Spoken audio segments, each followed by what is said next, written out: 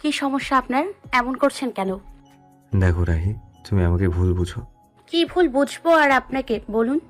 কিছু বোঝার বাকি আছে কি? এতদিন তো ভুলই বুঝে এসেছিলাম আপনাকে, ইদানিং তার প্রমাণও পাচ্ছি।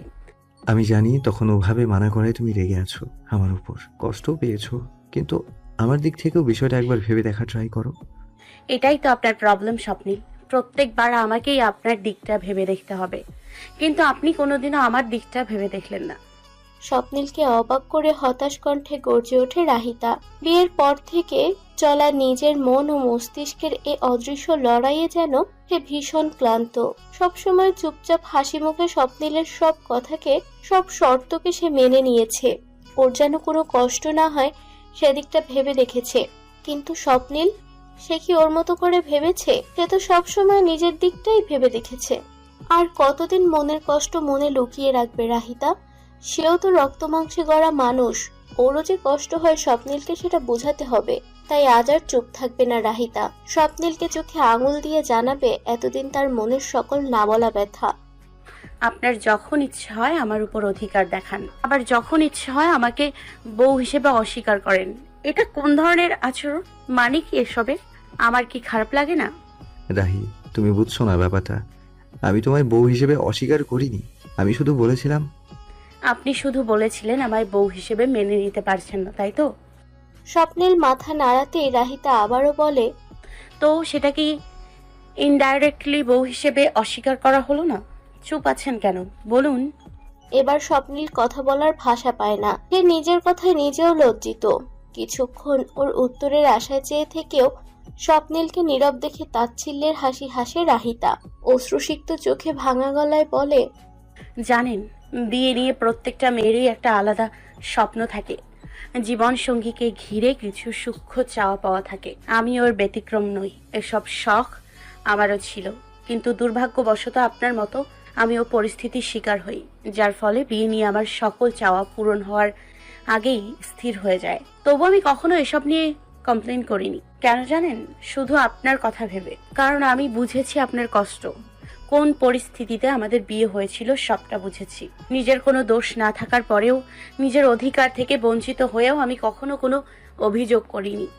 কথার বলার মাঝে যেন খানিকটা ভেঙে পড়ে রাহিতা। নিজেকে সামলাতে ব্যর্থ হয়ে বসে পড়ে ফ্লোরে। সদা নিজেকে সামলে রাখা রাহিতাকেও প্রথমবার এতটা ভেঙে পড়তে দেখে স্বপ্নিলের ভেতরটা দুমড়ে মুচড়ে ওঠে। বুকের মাঝে কোথাও এক অদ্ভুত চিনচিনে ব্যথা শুরু হয়।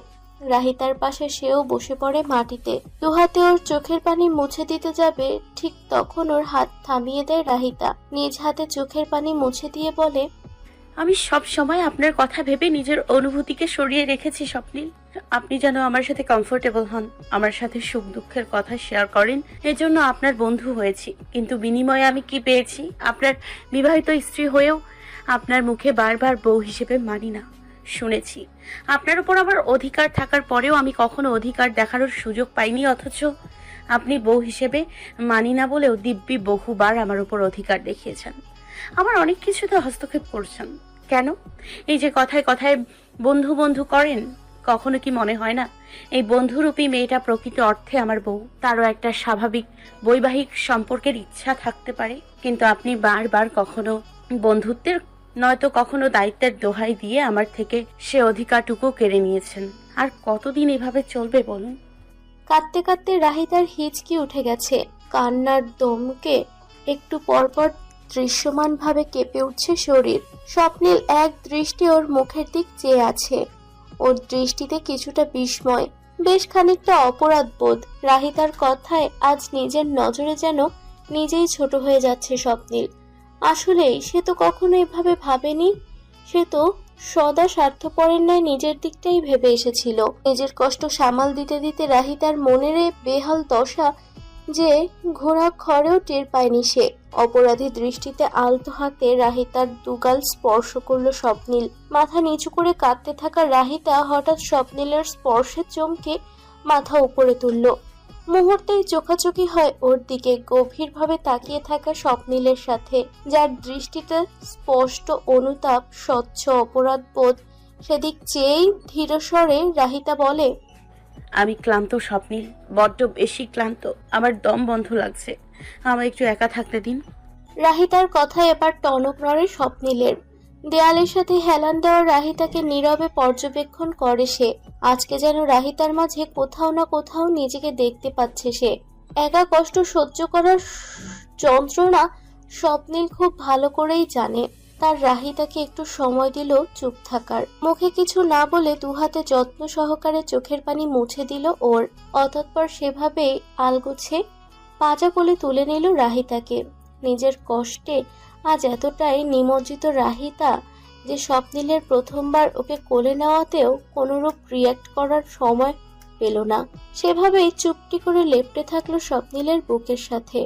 শুনতে থাকলো ওর দ্রুত গতিতে ধুকপুক করতে থাকা হৃদস্পন্দন। রাহিতাকে ধীরে সুস্থে বিছানায় শুইয়ে দিল স্বপ্নিল। এসি অন করে গায়ে কাঁথা টেনে দিল। নিশ্চুপ রুমে শুধু একটু পর পর রাহিতার নাক টানার আওয়াজ শোনা যাচ্ছে। স্বপ্নিলটাও যেন আজ আশ্চর্য রকম নীরব। বিছানায় হেলান দিয়ে আজ শোয়া হয়ে একটু পর পর পাশ ফিরে শোয়া রাহিতার মাথায় হাত বুলিয়ে দিচ্ছে। নীরবেই বুঝিয়ে দিচ্ছে ওর কষ্টে সে একা নয়, স্বপ্নিলও ওর পাশে আছে। কিছু সময় অতিবাহিত হতেই থেমে গেল নাক টানার শব্দ। শান্ত হয়ে এলো রাহিতার শ্বাস প্রশ্বাস। স্বপ্নিল টের পেল রাহিতা ঘুমিয়ে গেছে। বুকের মাঝে চেপে রাখা এক দীর্ঘশ্বাস ছাড়ল সে। ধীর পায়ে বিছানা থেকে উঠে গিয়ে ঘুমন্ত রাহিতার মুখোমুখি বসলো ফ্লোরে। বেশ কিছুক্ষণ নীরবে মনোযোগ দিয়ে পর্যবেক্ষণ করলো নিজের বউকে। চোখের পানির দাগ এখনো বোঝা যাচ্ছে গালে। কিভাবে পড়লো, কিভাবে পারলো সে এই মেয়েটাকে কষ্ট দিতে? স্বপ্নিল তো কখনো এটা চায়নি, অথচ নিজের অজান্তে সে নিজেই সবচেয়ে বড় কষ্ট দিয়ে ফেলেছে রাহিতাকে। তাও এতদিন ধরে যা চুপচাপ নিজের মনে পুষে রেখেছিল মেয়েটা। অপরাধবোধ তীব্র হয়, অনুভূতিটা দিশেহারা। তপ্ত শ্বাস ফেলে অনুতপ্ত স্বপ্নিল একটি শক্তপোক্ত সিদ্ধান্ত নেয়। মস্তিষ্কের বিরুদ্ধে যে মনের কথায় সায় দেয়। নিজের বউকে মন থেকে বউ হিসেবে মেনে নেওয়ার সিদ্ধান্ত, এটাই রাহিতার প্রাপ্য। পরদিন সকালে রাহিতা ঘুম থেকে ওঠার আগেই অফিস চলে যায় স্বপ্নিল। সারাদিন একবারও দেখা বা কথা কোনোটাই হয়নি দুজনের। বিকেলে শাশুড়ি ও ননদের সাথে বাসার পাশের পার্কে হাঁটতে গিয়েছিল রাহিতা। আপাতত মন ভালো আছে তার। অবশ্য মন ভালো হওয়ার আরেকটি কারণ আছে, এবং তা হলো দিলারা বেগম স্পষ্ট নির্দেশ দিয়েছেন রাহিতাকে তামান্নার বার্থডে পার্টিতে যাওয়ার জন্য। বিকেলে রিমি ফোন করে রাহিতা পার্টিতে যাওয়ার কথা মানা করে দেয়। তখন সে জেদ করে ওকে রাজি করানোর চেষ্টা করে এবং এক পর্যায়ে ওকে মানাতে হাল ছেড়ে শেষমেশ দিলারা বেগমের সাথে কথা বলে ওনাকে রাজি করায়। ফলস্বরূপ সন্ধ্যায় শাশুড়ির অনুমতিতে পার্টির জন্য আয়নার সামনে দাঁড়িয়ে রেডি হচ্ছে রাহিতা। গাঢ় নীল রঙের সালোয়ার কামিজে বেশ ফুটফুটে লাগছে তার উজ্জ্বল ত্বক। চুল আছড়ে পরিপাটি হওয়ার মাঝেই রুমে ঢুকে স্বপ্নিল। সেজেগুজে রেডি হওয়া রাহিতার দিকে তাকিয়ে কিছুক্ষণের জন্য থমকে দাঁড়ায় সে। স্বপ্নিল জানে রাহিতা কোথাও যাচ্ছে, কারণ বাসায় প্রবেশ করতেই দিলারা বেগম স্পষ্ট জানিয়েছে তাকে রাহিতার যাওয়ার কথা, এবং একই সাথে বলে দিয়েছে স্বপ্নিল যেন এক্ষেত্রে আর দ্বিমত না করে। মায়ের কথায় সায় দিয়ে সে নিজেও চলে এসেছে উপরে, কেননা সে নিজেও অফিসে বসে ভাবছিল বাসায় এসে রাহিতাকে পার্টিতে নিয়ে যাবে। মায়ের কাজে সুবিধাই হলো, আনমনে ভাবে স্বপ্নিল। ফ্রেশ হয়ে এসে রাহিতাকে আপাতমস্তক ভালোভাবে লক্ষ্য করে, চোখ সরু করে জিজ্ঞেস করে, বার্থডে করতে যাচ্ছ না বিয়েতে? এত সাজগোজ করার মানে কি? আমি যেটাই করি তাতে আপনার এত সমস্যা কেন হয়? তেড়ে এসে বলে রাহিতা। ওর আচরণে হাসে স্বপ্নিল। মেয়েটা যে এখনো ওর উপর রেগে আছে বেশ বুঝে সে। কিছু না বলে এগিয়ে এসে রাহিতার পাশে দাঁড়িয়ে আয়নায় নিজের চুল ঠিক করে স্বপ্নিল। অতঃপর ড্রেসিং টেবিল থেকে শরীরে পারফিউম লাগাতে লাগাতে বলে, মজা করছিলাম, এখন চলো বের হই। পার্টি কয়টায় শুরু তোমার? 8টায়। কিন্তু আপনি কোথায় যাচ্ছেন? অবাক হয়ে জিজ্ঞেস করে রাহিতা। আয়নায় সেদিক চেয়ে ওর বিস্ময় ভরা চাহনি দেখে স্বপ্নিল আচমকা খানিকটা ঝুঁকিয়ে এসে ফিসফিসে বলে, আমার বউ বাইরে পার্টি করবে আর আমি বাসায় বসে থাকবো, এমন কি হয়? সে যেখানে যাবে আমিও সেখানেই যাব, বুঝেছো এবার? চলো, লেট হচ্ছে তো। কথাগুলো বলেই রাহিতার হাত ধরে রুম থেকে বের হয় স্বপ্নিল। এদিকে ওর কথার ধ্বনি রাহিতার কানে বাজে বেশ কিছুক্ষণ। আমার বউ মন মস্তিষ্কে প্রতিফলিত হয় বরাংবর। এটা আদৌ স্বপ্নিল তো? রাহিতার ছোট্ট মনে ভর করে বিস্ময়। ধানমন্ডি 32। গাড়ি এসে থামলো কাঙ্ক্ষিত রেস্টুরেন্টের সামনে। ছোটখাটো এরিয়া জুড়ে শৌখিনতায় ঘেরা সুন্দর আড্ডা দেওয়ার স্থান। স্বপ্নিলের পছন্দ হলো জায়গাটা। সন্ধ্যায় এদিকটা ভিড় থাকার কথা হলেও কাকতালীয়ভাবে আজ খুব একটা ভিড় নেই। গাড়ি নেমে গিয়ে রাহিতার জন্য দরজা খুলে দিল স্বপ্নিল। সে গাড়ি থেকে নামতেই স্বপ্নিল বলে, ডোন্ট ওয়ারি, আমি জানি এটা তোমার ফ্রেন্ডসদের পার্টি, ভেতরে যাব না আমি। রাহিতা চমকায়। ভেতরে যাবে না? তবে এত দূর এলো কেন? দ্বিধান্বিত কণ্ঠে জিজ্ঞেস করে, তাহলে শুধু শুধু এত দূর এলেন যে? কে বলেছে শুধু শুধু এলাম? তোমায় রাখতে এসেছি। এটা কি আমার? ও, এটাও নিশ্চয়ই আপনার দায়িত্বের মধ্যেই পড়ে, তাই না? রাহিতার কথায় থেমে যায় স্বপ্নিল। সে তো এখন দায়িত্বের কথা বলতে চায়নি, সে তো অন্য কিছু বলতে চেয়েছিল। স্পষ্ট বুঝে রাহিতা এখনো সেই একই বিষয়টা নিয়ে অভিমান করে বসে আছে। এই অভিমান মেয়েটাকে নিয়ে কি করবেও? স্বপ্নিল কিছু বলতে চায়, বলার জন্য মুখ খোলে, কিন্তু এরই মাঝে বাধা দেয় রাহিতার ফোন। কর্কশ শব্দে বেজে ওঠে রিংটন। তামান্না ফোন দিয়েছে। লক্ষ্য করে ফোন কেটে দেয় রাহিতা। স্বপ্নিল কিছু বলার পূর্বেই বলে, আমার ফ্রেন্ড কল দিয়েছে, আমি ভেতরে যাব এখন। আপনি কি করবেন এতক্ষণ? হ্যাঁ, তুমি ভেতরে যাও। এখান থেকে মিনিট 5 দূরে আমার এক ফ্রেন্ডের রেস্টুরেন্ট, আমি ওর সাথে দেখা করব। তুমি কখন বের হবে তার আগে আমায় একটা কল দিও, আমি চলে আসবো। আচ্ছা, ঠিক আছে। স্বপ্নিলের থেকে বিদায় নিয়ে রাহিতা প্রবেশ করে ভেতরে। যতক্ষণ না ওর অবয়ব কাচের দরজার ওপাশে মিলিয়ে যায়, ততক্ষণ সেদিকে চেয়ে রয় স্বপ্নিল। এরপর হাতঘড়িতে সময় দেখে নিয়ে গাড়িতে ঢুকে সে নিজেও চলে যায় বন্ধুর রেস্তোরাঁর উদ্দেশ্যে। রাহিতা যেতেই ওকে দেখে এগিয়ে আসে বন্ধুরা। দেখা গেল সে সবার লেটে এসেছে, তাই এতক্ষণ কেক কাটার আগে ওর জন্যই অপেক্ষায় ছিল সবাই। তাই ওকে আসতে দেখে একবার ছুটে গেল সব ওকে নিয়ে আসার জন্য। রেস্টুরেন্টের এই এক কর্নার পুরোটাই বুক করেছে তামান্না ও সব ক্লোজ বন্ধুদের সাথে সময় কাটানোর জন্য। পার্টি বেলুন দিয়ে সুন্দর করে সাজানো হয়েছে টেবিল, সেখানেই রাখা আছে কেক। যথারীতি সবার উপস্থিতিতে কেক কাটা হলো। সবাই একে অপরকে কেক খাইয়ে দিল। পার্টি স্প্রে এনে সবার উপর ছড়িয়ে দিয়ে বেশ মজাও করা হলো। সবাই এক এক করে তামান্নাকে কেক খাইয়ে দিচ্ছিল। তামান্নার থেকে কেক খাওয়া শেষ করে রাহিতা নিজেও একটা কেকের পিস তুলে নেয় হাতে। এরপর সেটা রিমিকে খাওয়ানোর জন্য এগিয়ে দিল এবং দেখা গেল রিমির খাওয়া শেষ হতেই ওর পাশে এসে দাঁড়িয়েছে নিবিড়। উদ্দেশ্য মোতাবেক রাহিতার হাতে কেক খাওয়ার জন্য মুখ সামান্য হা করলো। নিবিড়কে দেখে মনে মনে কিঞ্চিত বিরক্ত হয় রাহিতা, তবুও ভদ্রতার খাতিরে মুখের হাসি বহাল রাখলো। কোনো রকম খাইয়ে দিল ওকে। এবার নিবিড় যে কেক নিয়ে এলো, রাহিতার দিকে এগিয়ে এসে ওকে খাওয়ানোর জন্য হাত বাড়াতে ধরতেই রাহিতা তড়িঘড়ি করে বলল, আমি অনেক খেয়েছি নিবিড়, আমি আর খাবো না, তোমরা খাও। আরে রাহি, এটা কোনো কথা? কয় বিসি বা খেয়েছো? আর একটু খেলে কিচ্ছু হবে না, খাও তো। নিবিড়ের কথা এবার অসহায়ের ন্যায় রিমির দিক তাকায় রাহিতা। বান্ধবীর ইশারা বুঝে সে সাহায্যের উদ্দেশ্যে এগিয়ে আসে। নিবিড়ের হাত রাহিতার মুখের কাছে আসার আগেই দুজনের মাঝে হুট করে ঢুকে যায় সে। ফলস্বরূপ নিবিড়ের কেক রিমি খেয়ে নেয়।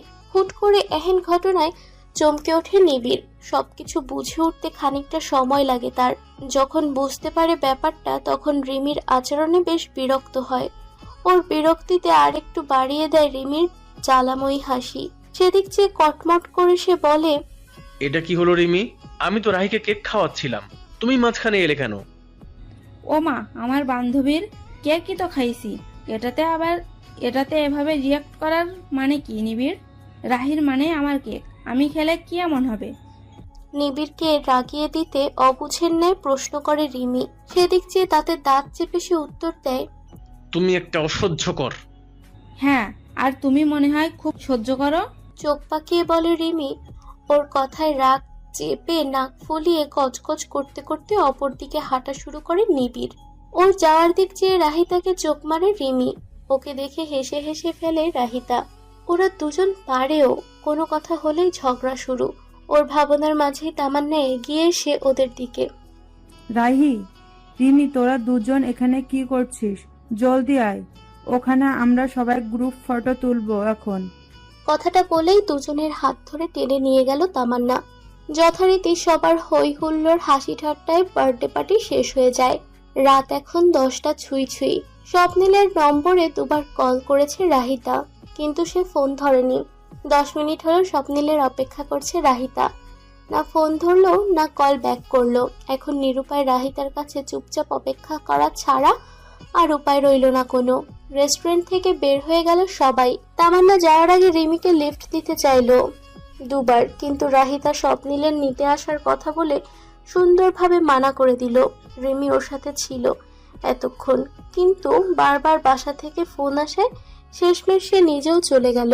এখন রেস্টুরেন্টের বাহিরে খুব বেশি মানুষ নেই, আর দু একজন বন্ধু আছে ছেলেরা, যারা নিজেদের বাইক বা গাড়ি নিয়ে যে যার মতো চলে যাচ্ছে। চেয়ে চেয়ে এসব দেখে মনে মনে স্বপ্নিলের প্রতি বেশ বিরক্ত হচ্ছে রাহিতা। আর সেই বিরক্তিতে আর একটু বাড়িয়ে দিতে ঘটল নিবিড়ের আগমন। চলে যেতে নিয়েও রাহিতাকে দাঁড়িয়ে থাকতে দেখে ওর কাছে হেঁটে এলো। কপালে ভাঁজ ফেলে প্রশ্ন করলো, তুমি একা দাঁড়িয়ে আছো কেন? বাসায় যাবে না? না, আজ সারা রাত এখানে দাঁড়িয়েই থাকবো। এবার বিরক্তি না দমিয়ে তারা উত্তর দিল রাহিতা। ওর কথা গায়ে না মেখে হেসে ফেলল নিবিড়। হারে, রেগে যাচ্ছ কেন? আমি তো এমনিই জিজ্ঞেস করলাম। আমায় নিতে আসবে কিছুক্ষণের মধ্যে, তাই অপেক্ষা করছি দাঁড়িয়ে। তুমি বাসায় যাও। ও তাই বলো। আমার তাড়া নেই, তুমি একা দাঁড়িয়ে আছো যখন, চলো তোমায় কোম্পানি দেই। একা একা বোর ফিল করছো নিশ্চয়ই। এমন কিছুই না নিবিড়, আমার অসুবিধে নেই। অনেক রাত হয়েছে, তুমি চলে যাও। রাত হয়েছে এজন্যই তো আছি। তুমি না হয় ফোন দিয়ে শোনো কত দূর। বেশি দূর না থাকলে আমি তোমায় ড্রপ করতে পারবো, ইফ ইউ ওয়ান্ট। তার কোনো প্রয়োজন নেই, ওকে নিয়ে যাওয়ার মানুষ এসে গেছে। ইউ মে লিভ নাও। রাহিতা কিছু বলার আগেই স্বপ্নিলের ভারী কণ্ঠস্বর কানে আসে ওদের দুজনের। চমকে পেছন ফিরে তাকায় দুজন। এর মধ্যে স্বপ্নিলকে এ সময় এখানে দেখে যেন যার পরাণই অবাক হয় নিবিড়। যে বিস্ময়ের রেশ স্পষ্ট লেগে ওর চোখে মুখে। নিজেকে সামনে কোনো মতে শুধায়, আপনি সেদিন যে ভার্সিটিতে এসেছিলেন ওই ভাইয়া না? আপনি এখানে কি করছেন? নিবিড়ের প্রশ্নে আর চোখে রাহিতার দিক তাকায় স্বপ্নিল। সে এখনো গম্ভীর মুখে স্বপ্নিলের দিক চেয়ে আছে। ওর মুখ দেখে যা বোঝার স্বপ্নিলের বোঝা হয়ে গেছে। তাই রাহিতার থেকে দৃষ্টি ফিরিয়ে নিবিড়ের উদ্দেশ্যে ঠান্ডা গলায় বলে, তোমায় উত্তর দিতে বাধ্য নই, আই গেস। স্বপ্নিলের কথায় খানিকটা অপমান বোধ করে নিবিড়। সেদিক পাত্তা না দিয়ে রাহিতার কাছে এগিয়ে ওর হাত ধরে স্বপ্নিল বলে, চলো, অনেক রাত হয়ে যাচ্ছে। স্বপ্নিলের কথায় তীক্ষ্ণ দৃষ্টিতে তাকায় রাহিতা। এমন ভাবে বলছে যেন ওর জন্য দেরি হলো, অথচ স্বপ্নিলের জন্যই তো এতক্ষণ অপেক্ষা করতে হলো ওকে। পুরনো রাগ মাথা চাড়া দিতেই মুহূর্তে নিজের হাত ছড়িয়ে নেয় সে স্বপ্নিলের থেকে। এরপর নিজেই রেগেমেগে হন হন করে এগিয়ে যায় রাস্তার ওপর দাঁড়িয়ে থাকা গাড়ির দিকে। বিচলিত স্বপ্নিল রাহিতার পিছু পিছু ছুটল। এমন সময় নিবিড় বাধা দেয় ওকে। বলা বাহুল্য, এতক্ষণ দুজনের সবকিছু নিবিড় পর্যবেক্ষণ করছিল সে। এদের দুজনের মাঝে কিছু চলছে, এ বিষয়ে নিবিড় আপাতত নিশ্চিত। তাই কৌতূহল দমিয়ে রাখতে না পেরে অবশেষে জিজ্ঞেস করে বসে, আচ্ছা ভাইয়া, আপনারা দুজন কি ডেট করছেন? পথে বাধা পেয়ে প্রচুর বিরক্ত হয় স্বপ্নিল। তার মধ্যে নিবিড়ের এমন বোকা প্রশ্ন শুনে রাগটা বেড়ে যায় তরতর করে। রাগ নিয়ন্ত্রণ করে উত্তর দেয়, না, এখন সর্বসামনে থেকে। না মানে, কিন্তু আপনাদের দেখে তো মনে হলো আপনাদের মাঝে কোনো সম্পর্ক। হ্যাঁ, সম্পর্ক আছে তো। উই আর ম্যারিড, আমি ওর হাজব্যান্ড। হোয়াট? কিন্তু সেদিন না রাহি বলল। সেদিন ও যা বলেছে সেটাও মিথ্যে নয়, কিন্তু তার চেয়েও বড় সত্যি হচ্ছে রাহি আমার বউ। হয়েছে সব জানা। হ্যাপি? নাও এক্সকিউজ মি, আমায় যেতে দাও এখন। এবার নিজ হাতেই নিবিড়কে সরিয়ে দিয়ে খানিকটা চেঁচিয়ে বলে ওঠে স্বপ্নিল। এদিকে রাহিতা বিবাহিত জেনে যেন আকাশ থেকে পড়ে নিবিড়। মেয়েটা বিয়ে করেছে? কবে? ওই সে তো জানালো না কখনো। রাহিতা কোনো দিন বলেও নি ভার্সিটিতে। শেষমেশ ও কিনা এতদিন একটা বিবাহিত মেয়েকে পছন্দ করে এসেছিল। মনে মনে বড্ড হতাশ হয় নিবিড়। এদিকে গাড়িতে বসা রাহিতার কাছে যেতে যেতে রাস্তা পার হয়ে কি মনে করে যেন থেমে যায় স্বপ্নিল। এক পলক পিছন ফিরে থমকে থাকা নিবিড়ের দিক তাকিয়ে ওর উদ্দেশ্যে শীতল কণ্ঠে বলে, আমি বুঝেছি তুমি কি ভাবছো এখন, কিন্তু রাহিকে লাইন মেরে লাভ নেই আর। She is not for you. ওর থেকে দূরে থাকবে সব সময়। ঘড়ির কাঁটায় রাত 11টা ছুঁই ছুঁই। রাস্তাঘাট তুলনামূলক ফাঁকা থাকায় গাড়ি চলছে নির্বিঘ্নে। এরই মধ্যে বেশ কয়েকবার ড্রাইভ করার ফাঁকে ফাঁকে স্বপ্নীল আর চোখে তাকাচ্ছে রাহিতার দিকে। সে কথা বলার চেষ্টা করেছে কয়েকবার, কিন্তু বিশেষ সুবিধা হয়নি তাতে। দু একবার হু হা করে থেমে গেছে রাহিতা। অর্থাৎ গাড়িতে বসার পর থেকে সেই যে চুপ করে বসে আছে তো আছেই, স্বপ্নীলের কথাই বলছে না কোনো। মনে মনে বেশ বিরক্ত হয় স্বপ্নীল। এত রাগ তো আজকাল সে নিজেও দেখায় না। আশ্চর্য মনের কথা ভেতরে রাখে স্বপ্নীল। মুখ ফুটে জিজ্ঞেস করেই ফেলে, কি হয়েছে তোমার? এত চুপচাপ কেন? ফোন কোথায় আপনার? এবার শীতল কণ্ঠে জিজ্ঞেস করে রাহিতা। ওর কথায় কপালে ভাঁজ সোজা হয় স্বপ্নীলের। এতক্ষণে বুঝে রাহিতা কেন চুপ আছে। জিভ দিয়ে শুষ্ক ঠোঁট ভিজিয়ে উত্তর দেয়, ও, এই জন্য এত রেগে আছো? অনেক ফোন দিয়েছিলে তাই না? কতবার ফোন দিয়েছি জানেন? শুধু একবার কল ব্যাক করে কি বলা যেত না আসতে দেরি হবে? আমার কত টেনশন হচ্ছিল আপনি কি বুঝবেন? স্বপ্নীলের দিক তাকিয়ে অভিমানী কণ্ঠে বলে রাহিতা। যা শুনে খানিকক্ষণ ওর দিকে নিষ্পলক তাকিয়ে থাকে স্বপ্নীল। অতঃপর দৃষ্টি সামনের দিকে ফিরিয়ে ড্রাইভ করতে করতে বলে, সরি রাহি, জানি তোমায় অপেক্ষা করিয়েছি, কিন্তু আমি ইচ্ছে করে এমন করিনি। আসলে হয়েছিল কি জানো, আমার 2-3টে বন্ধু যোগ দিয়েছিল আমাদের সাথে। সবাই ডিনার করে আড্ডা দেওয়ার মাঝে সময় পেরিয়ে যায়। তার মধ্যে আমার ফোনে চার্জও কম ছিল। সাইলেন্ট করেছিলাম অফিসে। বাসায় এসে সেটা চার্জে দেওয়া বা সাইলেন্ট থেকে অফ করার মতো সময় ছিল না। তোমায় নিয়ে তো ডাইরেক্ট চলে এলাম না এদিকে, তাই ফোন কখন দিয়েছো বুঝতে পারিনি। একসাথে এত কিছু বলে কিছুক্ষণ দম নেয় স্বপ্নীল। অতঃপর পুনরায় বলে, তুমি এতক্ষণ পার হওয়ার পরেও ফোন দিচ্ছিলে না দেখে আমার চিন্তা হয়। হাত ঘড়িতে সময় দেখে ফোন দিব, এমন সময় দেখি ফোনে চার্জ শেষ, অফ হয়ে গেছে। তখন মনে হলো আমার আগেই ফোনটা চেক করা উচিত ছিল। তুমি হয়তো আমায় না পেয়ে অপেক্ষা করেছো, তাই তো আর কোনো কিছু না ভেবে দ্রুত চলে আসি। পরেও যদি তুমি রাগ করে থাকো তাহলে আমি আর কি করব? আচ্ছা ঠিক আছে। তুমি এখনো রাগ করে আছো তাই না? ঠিক আছে, বলো কি করলে তোমার ভালো লাগবে? এই প্রথম বিয়ে করেছি তো, বউয়ের রাগ ভাঙানো নিয়ে কোনো এক্সপেরিয়েন্স নেই আমার। রাহিতাকে হাসাতে মজার ছলে বলল স্বপ্নীল, কিন্তু ওর হাসি বেশিক্ষণ টিকলো না রাহিতার কথা শুনে। প্রেম তো করেছেন আগে, প্রেমিকার রাগ ভাঙানোর অভিজ্ঞতা নিশ্চয় আছে। হুট করে স্বপ্নীলের থমথমে মুখ দেখে রাহিতার নিজেরও টনক নড়ে। কখন যে মুখ ফসকে কথাটা বেরিয়ে গেছে মুখ থেকে টের পায়নি সে নিজেও। এখন পরিস্থিতি অন্যদিক যেতে দেখে খানিকটা অপরাধবোধ ভর করে ওর মাঝে স্বপ্নীলকে নীরব দেখে ইনিয়ে বিনিয়ে রাহিতা নিজেই বলে, আমি আসলে এভাবে বলতে চাইনি, হঠাৎ করে মুখ ফসকে বের হয়ে গেছে। It's okay. মিথ্যে তো বলনি, সত্যি বলেছ। তবে প্রেমিকার রাগ ভাঙানো নিয়েও আমার খুব একটা অভিজ্ঞতা নেই, বুঝেছ? মিষ্টি কণ্ঠে উত্তর দেয় স্বপ্নীল। ওর কথায় ভ্রু কুঁচকে তাকায় রাহিতা। গোল গোল চোখ উত্তর দেয়, কেন? আনিকা আপু রাগ করতো না বুঝি? করতো, কিন্তু তোমার মতো না। তোমায় আমি শুরুতে রাগহীন শান্তশিষ্ট মেয়ে ভাবতাম, কিন্তু এখন দেখছি তুমি আস্ত একটা অ্যাংরি বয়। রাহিতা চোখ পাকিয়ে তাকাতেই হেসে ফেলে স্বপ্নীল। কিছুক্ষণ বাদে গম্ভীর হয়ে বলে, আসলে আনি খুব একটা রাগ করতো না, মাঝে মধ্যে হয়তো করতো, তখন আমি ওকে গান গেয়ে শোনাতাম, কিন্তু বাদ সাধতো একটা জায়গায়। কি? আগ্রহ নিয়ে সুবিধায় রাহিতা। ওর পছন্দ ছিল আধুনিক গান, আর আমার প্রিয় ছিল আগের দিনের গান। আমাদের পছন্দ একে অপরের থেকে পুরো আলাদা ছিল। হয়তো এই জন্যই শেষ পর্যন্ত আমায় আর ভালো লাগেনি ওর। নিজের মতোই আধুনিক কাউকে বেছে নিয়েছিল বিদেশ যেয়ে। কথাগুলো বলতে বলতে খানিকটা অন্যমনস্ক হয়ে পড়ে স্বপ্নীল। এতক্ষণ মনোযোগ দিয়ে ওকে লক্ষ্য করে রাহিতা। ওর প্রতিটা কথার ভাঁজে লুকিয়ে থাকা শুষ্ক বিষাদের ছাপ স্পষ্ট টের পায় সে। মনে মনে ভাবে নিজের অভিমানের আড়ালে স্বপ্নীলের পুরনো ক্ষতকে সে পুনরায় জাগ্রত করছে না তো। রাহিতার কোমল মন গলে যায় নিমিষেই। গিয়ারের ওপর রাখা স্বপ্নীলের হাতে হাত ছুঁয়ে দেয় আলতোভাবে। স্বপ্নীল ওর দিকে তাকাতেই কথা ঘুরিয়ে বলে, আগেকার দিনের গান তো আমারও ভীষণ প্রিয়, বিশেষ করে রবীন্দ্রসঙ্গীত। বৃষ্টির দিনে এক কাপ চা হাতে প্রিয়জনের সাথে বসে রবীন্দ্রসঙ্গীত অনুভব করার মজাই আলাদা। উচ্ছ্বসিত কণ্ঠে বলে রাহিতা।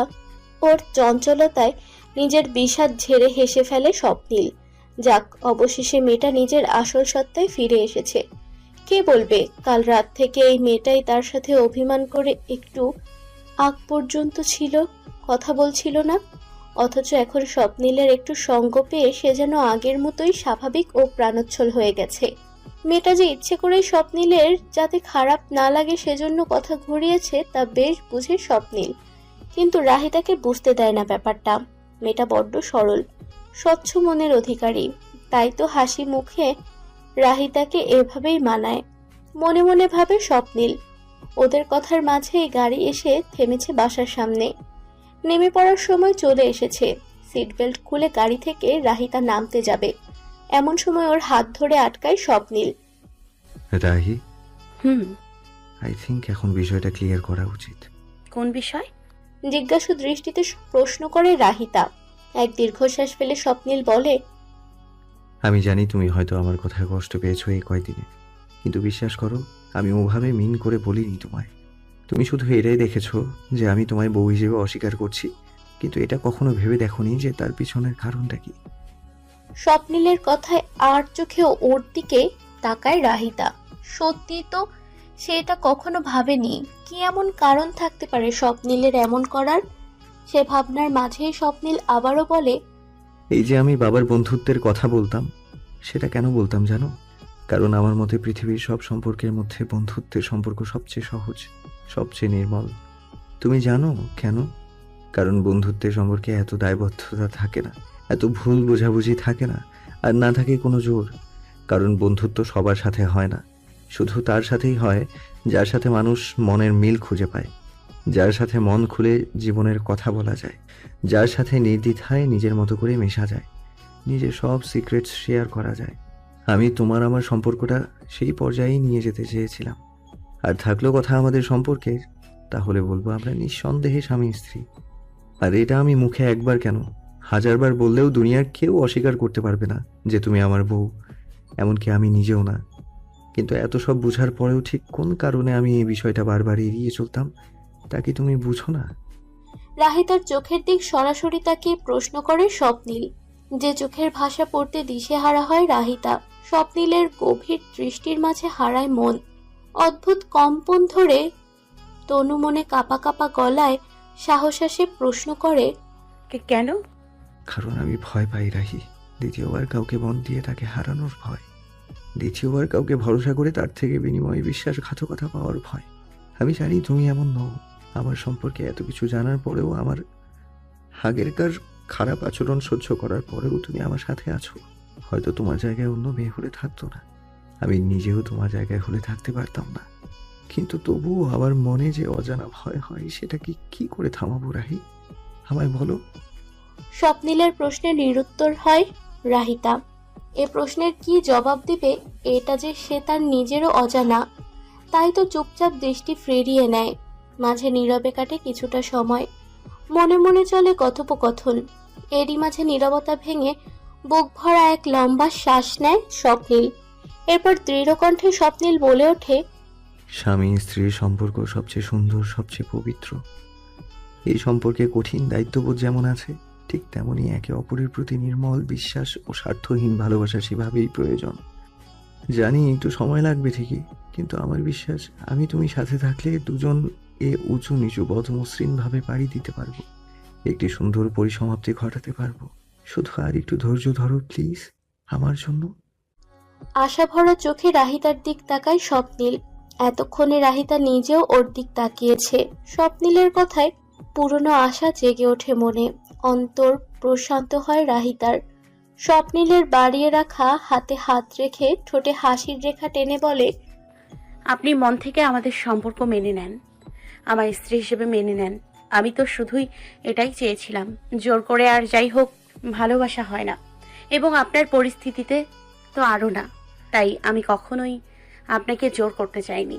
এতদিন মনের মাঝে কষ্টগুলো লুকিয়ে রেখে আমি ক্লান্ত হয়ে গিয়েছিলাম, তাই নিজেকে হালকা করতেও আপনাকে আমার মনের অবস্থা বোঝাতে সেদিন ওসব বলি। নিজের দুঃখ শেয়ার করা কি বন্ধুত্বের মাঝে পড়ে না? আপনিও করেছিলেন, আমিও করেছি, হিসাব বরাবর। ভ্রু নাচিয়ে বলে রাহিতা। ওর কথার ধরনে হেসে ফেলে স্বপ্নিল। হাসতে হাসতেই বলে, তোমার হিসেব মিললে এখন গাড়ি থেকে নামি চলো, নয়তো দেখা যাচ্ছে পুরো রাত বাসার সামনেই কাটিয়ে দিচ্ছি আমরা। তারপর পরের দিন সকালে তোমার বাসায় খুঁজে না পেয়ে তোমার শাশুড়ি আমার নামে থানায় মামলা করে দিবে।